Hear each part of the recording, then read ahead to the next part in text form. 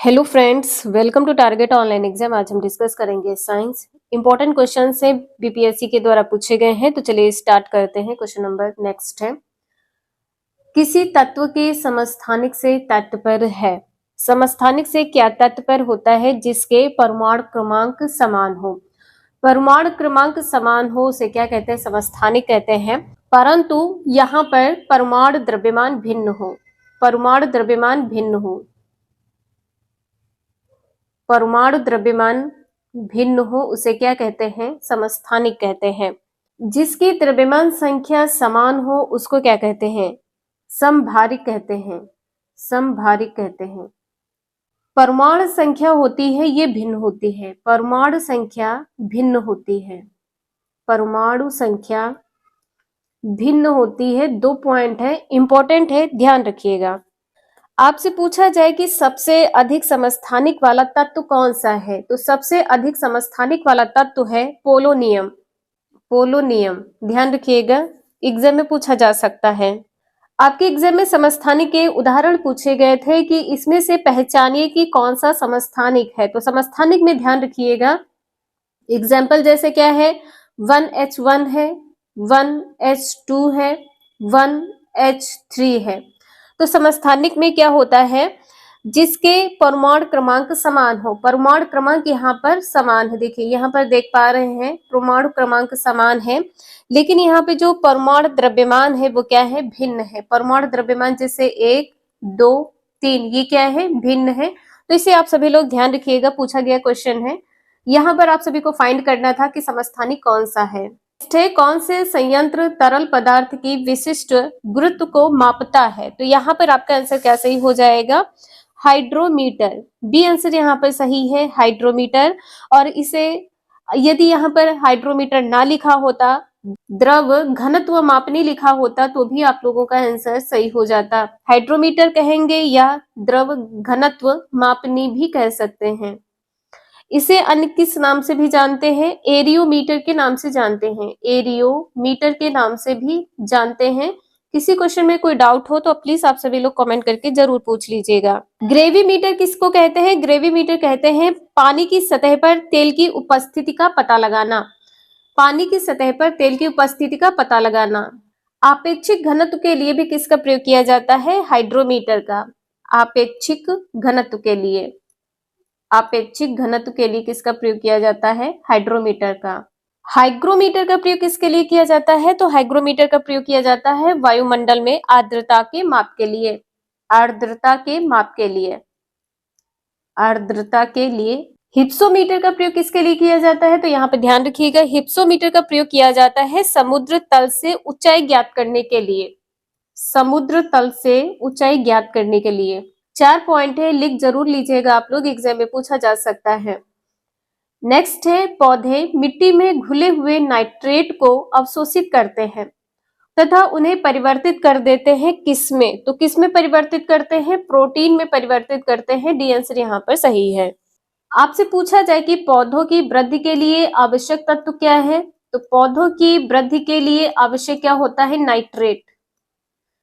Nitrate आवश्यक होता है, ध्यान रखिएगा। और जो नाइट्रेट होता है यह पौधों को हरा रंग प्रदान करता है। नाइट्रेट क्या करता है? पौधों को हरा रंग प्रदान करता है। हरा रंग प्रदान करता है।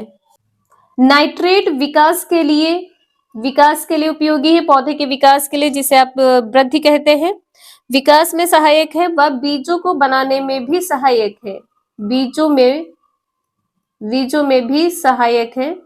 यदि पौधे हल्के रंग के दिखाई देते तो इसका कारण क्या होता है? प्रोटीन की कमी। ठीक है, यदि पौधे हल्के रंग के दिखाई देते हैं तो इसमें प्रोटीन की कमी हो जाती है। प्रोटीन की कमी के कारण पौधे हल्के रंग के दिखाई देते हैं।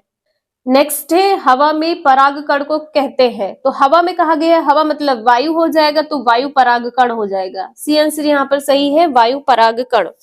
परागकण कितने प्रकार के होते हैं? तो यहाँ पे ध्यान रखिएगा, परागकण 3 प्रकार के होते हैं। कौन कौन से होते हैं?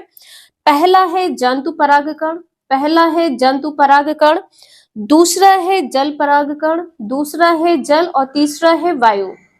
नेक्स्ट है, कीट वंश से होने वाली खुजली किसके कारण होती है? तो यहाँ पर आपका आंसर ए सही हो जाएगा, फार्मिक अम्ल। फार्मिक अम्ल किस में पाया जाता है? तो लाल चींटी में पाया जाता है, लाल चींटी में पाया जाता है। और किस में पाया जाता है? कीटों के डंक में पाया जाता है, कीटों के डंक में फार्मिक अम्ल पाया जाता है। यदि फार्मिक अम्ल शरीर में प्रवेश कर जाता है तो क्या होता है? खुजली होती है, जलन पड़ती है। तो इसे आप सभी लोग ध्यान रखिएगा। नेक्स्ट है KNO2 रासायनिक सूत्र है किसका? पोटेशियम नाइट्राइट का, पोटेशियम नाइट्राइट। ये क्वेश्चन आपका बीपीएससी टीआरई में पूछा गया है, इसे आप सभी लोग ध्यान रखिएगा। जो पोटेशियम नाइट्राइट है ये हल्के पीले रंग का क्रिस्टलीय ठोस पदार्थ है, पीले रंग का क्रिस्टलीय ठोस पदार्थ है।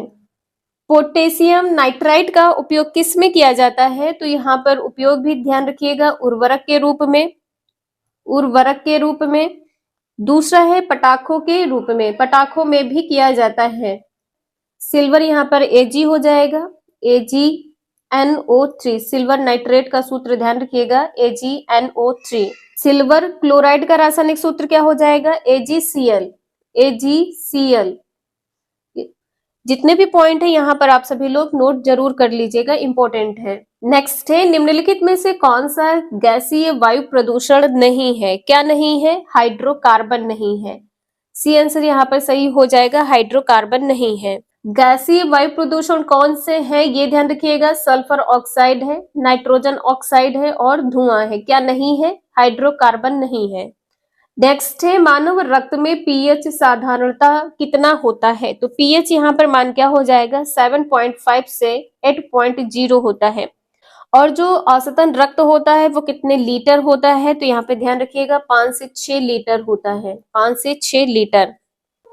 यदि परसेंटेज पूछ लिया जाए कि कितना प्रतिशत होता है, तो मनुष्य में कुल भार का 7% रक्त होता है। रक्त का प्रतिशत कितना होता है? मनुष्य के कुल भार का 7% रक्त होता है, भार का 7%। और रक्त क्या है? एक तरल संयोजी ऊतक है, तरल संयोजी ऊतक है, तरल संयोजी ऊतक है। नेक्स्ट है, मानव शरीर में पित्त रस का कार्य क्या होता है? तो क्या कार्य होता है ये बताना है।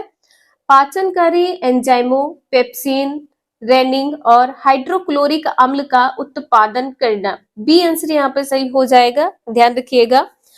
जो पित्त होता है ये किस रंग का होता है? तो पीले रंग का क्षारीय द्रव होता है, पीले रंग का होता है और क्षारीय द्रव है, पीले रंग का क्षारीय द्रव होता है।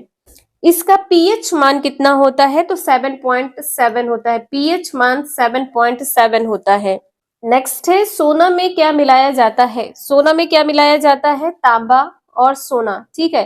सोने में क्या मिलाया जाता है? सोना किससे बना होता है? तांबा और सोना से मिलकर बना होता है।